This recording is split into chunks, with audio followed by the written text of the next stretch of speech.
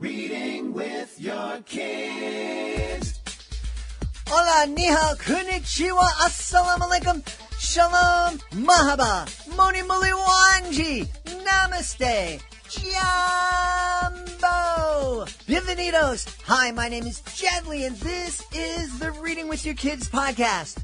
We're coming to you from the beautiful neighborhood of Reedville in the southwest corner of Boston, Massachusetts, in the shadow of the Great Blue Hills. We're so happy that you're joining us in our mission to help families grow closer through reading. We have two amazing guests for you today. Liam Jenkis will be here a little bit later on to talk about Dylan McFinn. And we'll begin our show today speaking with Mikai. She is the illustrator of The Proudest Color. Before we invite Monica into the studio, we want to invite you to connect with us on social media.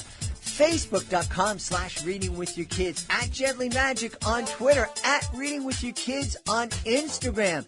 We would also love for you to subscribe to the show. You can find us on the iHeartRadio app, on Apple Podcasts, Amazon Music, Spotify, Podchaser, Stitcher Radio, Podbean. Just about anywhere you can find a podcast, you can find the Reading With Your Kids podcast. And also, we would love for you to visit our website, readingwithyourkids.com, and sign up for our free newsletter. Find out what's happening on the podcast, find out what you might have missed, and download all sorts of fantastic stuff. The Reading With Your Kids podcast family, we love that you are part of it. Joining us right now from Atlanta in Georgia, our guest is the illustrator of a beautiful book called The Proudest Color from our friends at Familias. Please welcome to the show, Mikai. Monica, welcome to the Reading with Your Kids podcast. Thank you so much for having me. Tell us about The Proudest Color, please. So The Proudest Color is a book about a little girl who experiences a first day of school situation where she's discriminated against based on her color. And the book really eloquently describes how she deals with it, how she confides in her family, and how she finds pride in her color through different examples of successful and, brown people of color who have done amazing things, and how she's just like them. And her family brings that to light, and then she, of course, finds that within herself. Mm-hmm. It's, as you were speaking and telling us about the book, about this beautiful little girl who goes to school and her first day of school. So I'm imagining a little girl who's 4, 5, 6 years old and going to school and feeling discriminated against, experiencing prejudice at that age. And it's heartbreaking.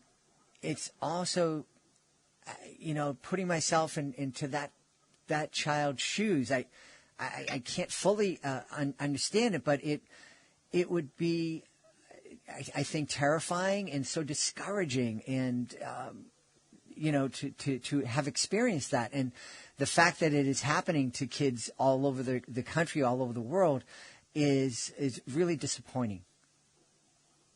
Yeah, I couldn't agree more. I mean, every kid experiences jitters on their first day, or even just at school. There's a lot of social pressure in school for being different, or wanting to do different things, looking different, thinking different. And so based on things that you can't change, such as skin color or, physical appearance, that can be really hard and discouraging. And having to go through your whole day feeling that way. It's something I'm sure a lot of kids experience, not even those who just have a different skin color, but different abilities, or come from different backgrounds, things you just can't change, that then when you're at school, people put you in a category and you can't get out. Mm-hmm. So for sure, it's scary. It's heartbreaking. And yeah, I mean, a lot of kids go through it. I used to be a teacher, actually. And I taught a lot of different, types of kids. I even taught kids with special needs, and even they felt that way. So that is probably the most heartbreaking part of it, is that these kids, you can't change your skin color. and you so badly want acceptance from friends and social situations, and you just can't get it. Yeah. The book, the illustrations are really spectacular. Is this the style of illustration that you like to work with, or was this something unique that you created for this book? I would say this is the pictures that you see are pretty much my style. This is the first picture book that I've really focused it being for younger audiences. And so I did have to work on, scale and getting her to look her age, because I do a lot of art where I focus on adults. But yeah, I mean, I really loved illustrating this book because she's an artist, and I got to play around with her crayons and, like a crayon drawing through each page of the illustrations, and you kind of see the different crayon trail change color and, with her emotions or with the different skin tones she brings up. So that was probably one of my favorite things of this type of illustration for this book. Yeah. Now, as you said, we meet different people of color throughout the book to help the child understand that she is capable of doing great things in her future. Were any of the people that you illustrated in the book, was there anything that surprised you about them? About what they do, in particular? Mm-hmm. Yeah, I mean, when you get to the end, you kind of see all of the people that her parents are introducing to her. And so with each one, as I'm drawing them, I'm referencing real pictures of them. I'm learning different things. And to be honest, there were so many that I didn't even know of before doing this. I mean, is there one in particular? No, but I would say my favorite part to illustrate was the Frida Kahlo page. I haven't posted it on social media because I almost wanted to be like a surprise when people open it, but she relates Frida Kahlo to her cat, her favorite, best friend in the book. And Frida Kahlo, of course, being an artist, is someone I really love and admire. And so that was probably my favorite part to throw in there, was that, she put Cat in the picture with Frida Kahlo and gave Cat the little, unibrow. 'Cause Frida is just, amazing, like who she is and what she represents, and how she was just so free to be herself in a time when even more there is, pressure to fit a certain standard. So. Yeah. Neat. What was how did you react when the folks at Familias first approached you with this project? Oh, I mean, I was completely shocked. I have a small social media account, my Instagram. They approached me through Instagram. And I don't have much following, so I was surprised that they saw my work and wanted me to do a picture book. And I loved this story right away because I identified so much with the little girl's story. And I was just, I was really excited. I, of course, spent the whole day thinking of how I would even want to portray this little girl's life after reading the manuscript and her experiences, and her emotions. And really, I was so grateful that it was such a story that I could connect with, because that makes it so much easier to illustrate. Mm-hmm. You were saying that the story reminded you so much about yourself. Were there people in your life that you looked up to that were especially inspirational for you? Yeah, I mean, I have an amazing family. My mother is an artist. My father, when I was younger, was a state police officer and then retired pretty much when I was in high school. But still, I mean, I have 4 older sisters. They're all, into their own thing, but they're really passionate about the things that they do. So, of course, other than the people you see, on TV, like athletes or singers or scientists, I also had a really strong family background where, I had people in my life who cared about things and were proud of who they were. And that was really helpful growing up, especially I grew up in Pennsylvania where I attended predominantly white schools. And that, of course, came with its own struggles to fit in and identify with who I am. And really, I mean, truly, it wasn't until high school and I had a strong group of friends who also had confidence in who they were, and then even more in college and even more after. I mean, it's a process because it's not like the world just completely changes when you go to a different place. You still have to experience these same discriminations in the workplace or, anywhere. Mm-hmm. So you mentioned that it's a process to kind of grow and to discover yourself and to discover that confidence. Is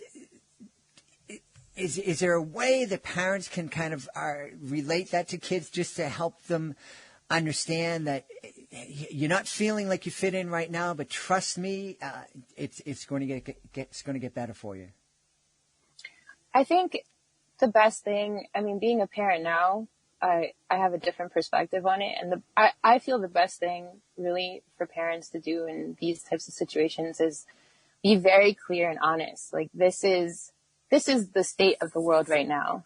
And you can't let it harden you to the point that you just reject. You reject life or, you reject yourself. It's more of a point of, what can I do to navigate through my life with this going on? Because it's terrifying thinking that you can't change it immediately, mm-hmm. that you have to go to school tomorrow or you have to go back into work the next day. So how do we tell kids, you do have to go back and you have to interact with this world that may reject you. And, even if you're in a group of people that look like you, there may be something else they reject you on. Maybe, you're not tall enough or you didn't make the team or you're a woman so there's always going to be some kind of mountain to climb. And I think if we teach children resilience and we teach them to be proud of who they are despite what they look like or despite inability, and to be, yourself, find out who you are through this struggle that you're going, throughout your entire life. And even you and I as adults, I'm sure there's exactly the same situations mirrored. So it's like a lifelong lesson, that we can teach them from when they're little. Mm-hmm. Yeah. If there's a parent out there who has a kid that seems to love to draw or create, what's the best way for that parent to encourage the child's creativity? Imagination, for sure. Just like the freedom of imagination and not dictating at all what they create. Here's tools, here's paper, or paint, whatever. And then just go ahead. If there's something that inspires you, work off of that. But otherwise, I love the ability to just be open and to create. And here's what I have in front of me. What can I do with it? I think when we try and guide too much, we can take away that beautiful, innocent creativity that kids have. I love that idea of just giving the kids the tools and having them go at it and just loving whatever it is that they come up with. Yeah, that's my favorite way to create, for sure. Yeah. We've had a wonderful time. I know people, I absolutely hope that people are really curious about the book. You have to check out the illustrations. They're just beautiful. And you can certainly find the book on the Familius website. How can people find out more about you, Monica? So I have a website. It's just www.monicamikai, MIKAI.com. I'm more regularly update my Instagram, which is just Monica Mikai. And yeah, on there you can have like a little short bio of me. You'll see a little short bio on my website. And then also I'm represented by the Cat Agency. You can go on there and see some of my work too, their website. Awesome. Well, we've had a wonderful time speaking about The Proudest Color, a beautiful picture book from our friends at Familius, and we've been chatting with the illustrator, Monica Mikai. Hey, Monica, thanks so much for being with us today. Thank you for having me. We hope you enjoyed our chat with Monica. Before we invite Liam in, once again, we want to encourage you to visit our website, readingwithyourkids.com. Sign up for our free newsletter. We have so much going on in the month of June. Some great friends of the show will be back. Our Dean of all things STEM and STEAM, Jennifer Swanson, will be back on the show. Dr. Regine Meradian will be back to answer your questions about how we can help our kids cope with the anxiety they may be feeling as we reopen after the pandemic. Matthew Paul Turner will be here to talk about his very emotional experience finishing his friend's picture book. His friend passed away in the middle of the picture book. He finished it for her. Really, really powerful conversation. And national recording artist J.J. Teller will be here on the show as well. That's all happening in June. So be sure you subscribe to the show and be sure to subscribe to our newsletter at readingwithyourkids.com. Joining us right now from the United Kingdom. We're really excited. Our guest is the author of Dylan McFinn, a great middle grade novel. Please welcome to the show, Liam Jenkins. Liam, welcome to the Reading with Your Kids podcast. Hi, yeah. Thanks for having me. Brilliant. I'm really excited that you're here. Tell us about Dylan McFinn. Okay. So essentially Dylan McFinn is all about getting boys and girls to pick up the book and get lost in an adventure whilst learning about eco issues and family trauma. The book is, let's say, Percy Jackson meets Harry Potter, to put a sort of label on it, if you like. But Dylan is a 12-year-old boy who lives deep under the Pacific Ocean. He's with his sea captain dad and his Lapatian mother, or better known as a mermaid to you and me, and his annoying little brother, Axios. So they live under the ocean. But for Dylan's 13th birthday, his dad organises a camping trip to Miloto, his hometown in the Pacific. And they go back there and everything has changed and not for the better. ... Wow. That 12 years old. I don't quite remember being 12 years old. It was almost 100 years ago. But I do know that is one of the most difficult periods in a human's existence, I think. It's a magical time, but it can also be very difficult too. Yeah, totally. I mean, that's one of the reasons why I based it around that point. I based it around that point in his life because I've got a younger brother, 4 years difference, and they say write what you know. So I've got a younger brother. Obviously, don't live under the sea, of course, but we're very much chalk and cheese, and that's kind of loosely what Dylan and Axios is based upon. But yeah, it's a tough time for anyone growing up, 12 years old, and some stuff. Well, there's a lot of sort of backstory with Dylan that he doesn't realise, and then he finds out as he goes on. So like a lot of us, really, we find about history and family lineage and stuff that we don't know, and he just learns as he goes. Yeah, that's one of we really encourage families to share things with their kids and to tell those family stories and to kind of let kids know about the people in their lives that are that aren't with us anymore. But and I think that's a great. It's a lot better to tell kids these stories than to let them find out later on their own in a way that might make them a little bit upset. I totally agree. And I've built it all around a fictional world, but there's a lot of moral issues in there, a lot of things that you learn, not ethics, but morals, growing up, and right from wrong.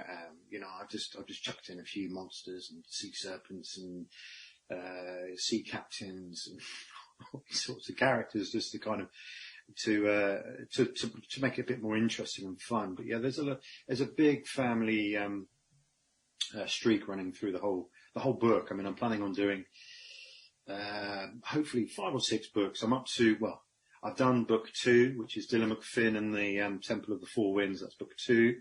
And then I've got book 3 on a work in progress. So hopefully it's going to be a book about 6 books, but it will evolve as it evolves.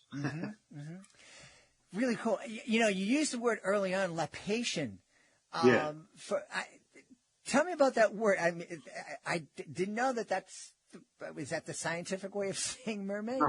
No. Okay.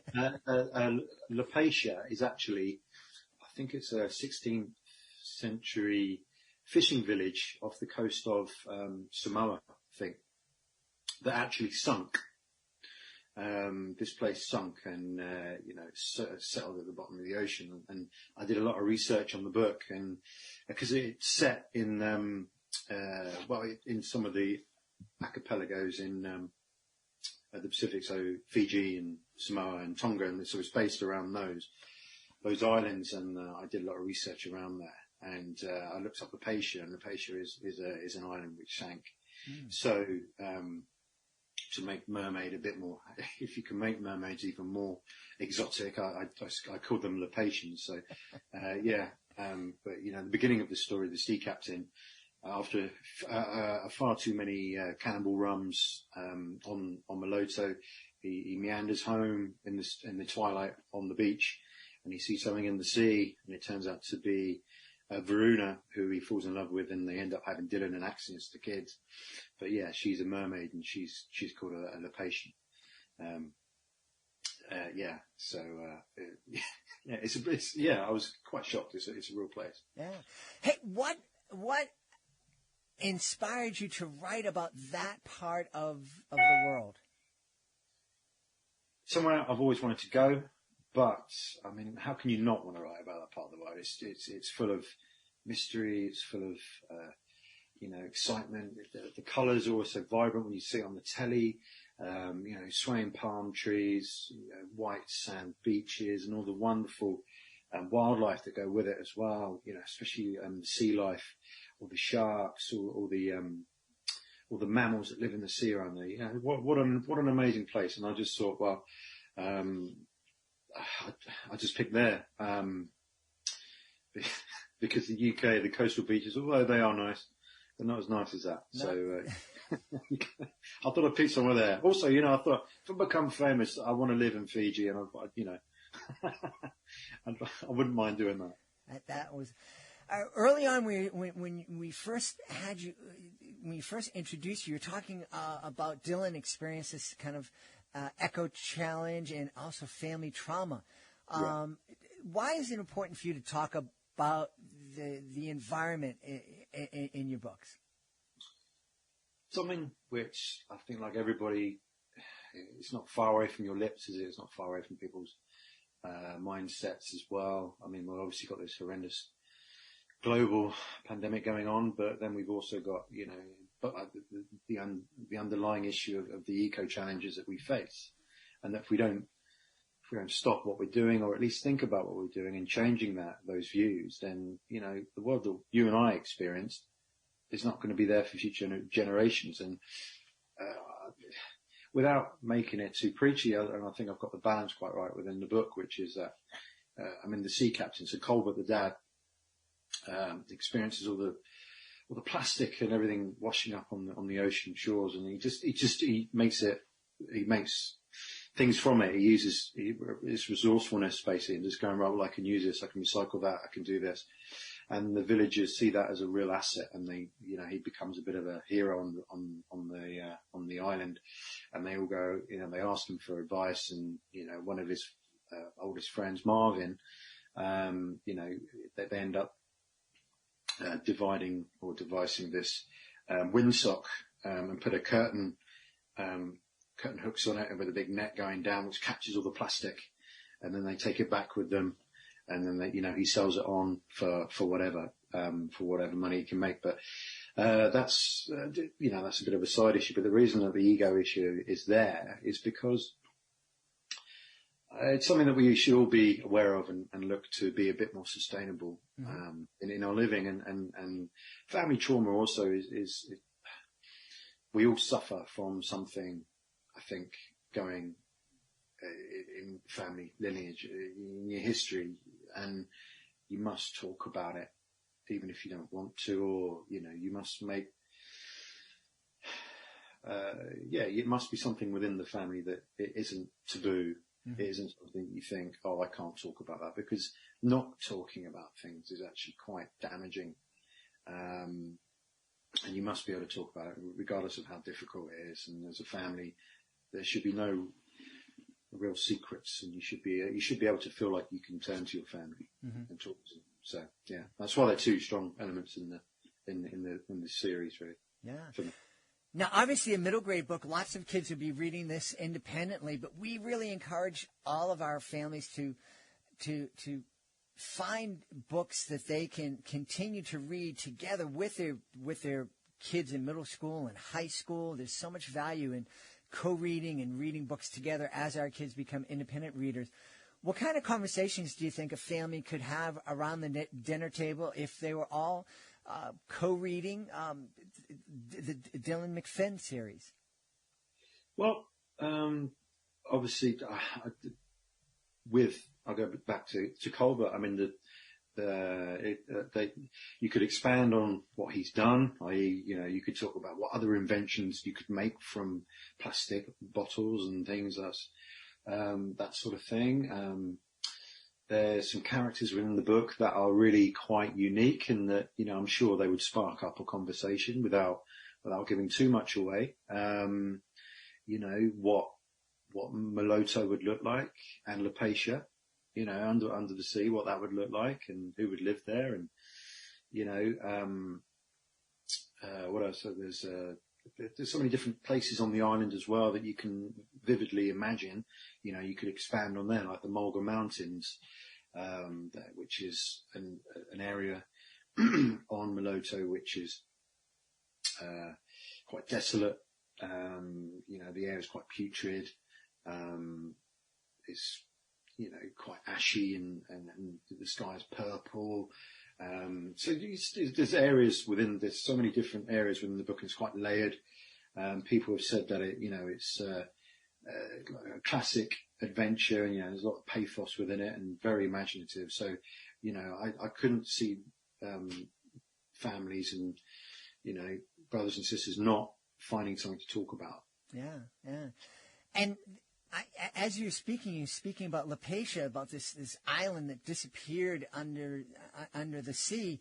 Yeah. I mean that's something that we are experiencing right now. There are islands that are in danger of, and will most likely be under the sea. Islands that people call home right now. Yeah. And so I think that's kind of really bringing that whole eco challenge in helping to make it more real for kids, I think. Yeah, 100%. I mean, the reason that Lupatia sank in my book is that there's an ancient shark deity called Kadavu who patrols the islands, and he just sort of incredibly greedy. There are different sea guardians that mark and defend their own territories, and Kadavu wants them all. So Kadavu went to Lupatia, and that was defended by Lepoto, who was a sea guardian called, he's a barracuda. And he didn't win. He didn't come off that well. So Kadavu then, he couldn't have it, and he did kill Lepoto, and through insolence he sunk Lupatia. He then went on to Meloto, which was then defended by an octopus god called Dakuanga, but Dakuanga won. So Kadavu it's been banished, and he's disappeared, but he may return. Who knows? But yeah, but going to the eco issue, yeah, absolutely. The sea is rising, the shores are eroding, be it whether or not that's just a natural occurrence or whether or not we are contributing to things. Again, is a debatable argument, but I believe that we are, and it's something to bring to your attention. And picking up your rubbish on the beach when you go to there with your family is no hardship, is it really? So just picking up rubbish will make you feel better, and keeping it clean for other visitors. If you just even have it at that molecular small level, just clean up as you go. We start small, we can do big things. Well, I know folks are going to want to know where they can go to find out more about Dylan McFinn and find out more about you. Well, I'm on all the social media platforms. So I'm on Instagram. So if people want to have a look on there, I'm Liam_Jenkins_official. I've got a website, liamjenkinsofficial.com. And if you go on Facebook, if you look at the Dylan McFinn Chronicles, I'm on there. And we've had a great time speaking to the author of the Dylan McFinn series, Liam Jenkins. Hey, Liam, thanks for being on the Reading with Your Kids podcast. Thank you very much for having me, Lee. It's been a pleasure. Please be sure to join us for the next edition of the Reading with Your Kids podcast. Our guest will be Alex Winstanley, the author of My Grandma Has Dementia. I want to thank the folks who made today's show so wonderful. Of course, I want to start by thanking our guest, Liam Jenkins. Be sure to check out Dylan McFinn. And, of course, we want to thank Monica Mikai, illustrator of The Proudest Color. Also want to thank my team, Alejandro Doherty, Fatima Khan, Helen Fraser, Justina Thompson. I want to thank my beautiful wife for all the support she gives me. Most of all, we all want to thank you. Thank you so much for taking the time to join us today. And as always, thank you so very much for taking the time to make the world a better place by reading with your kids. I'll be looking for you in the next edition of the Reading with Your Kids podcast.